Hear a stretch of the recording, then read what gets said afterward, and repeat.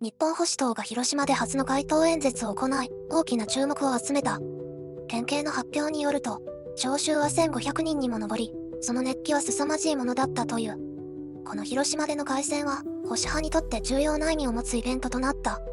凱旋は4月12日、広島電鉄、本通電停前で行われた。開始時刻は14時。会場となったのは広島ダイヤモンドビル前だ。多くの支持者や興味を持った市民が集まり、通りは人で溢れ返った。日本保守党の代表である百田直樹氏が登壇すると、会場は大いに盛り上がった。実はカープファンでもある百田氏は、それゆけカープを熱唱。これには集まった人々も大喜びで、会場の一体感が一気に高まった。続いて、党の重鎮である有本香里氏も演説を行った。有本氏は現在の日本が直面する問題について鋭く指摘。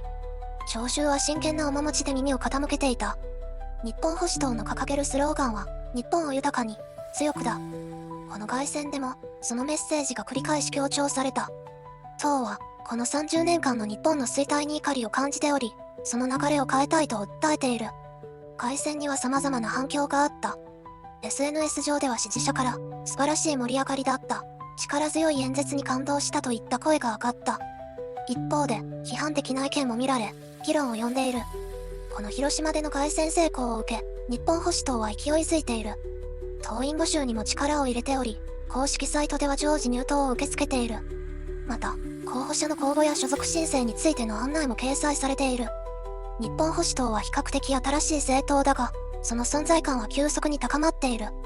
特に、SNS を活用した情報発信に力を入れており、公式アカウントでは頻繁に活動報告がなされている。党の重点政策項目には、経済再生や安全保障の強化、教育改革などが挙げられている。これらの政策を通じて、日本の再生を目指すとしている。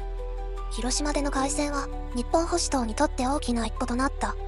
地方都市での支持拡大は、全国政党としての地位を確立する上で重要だ。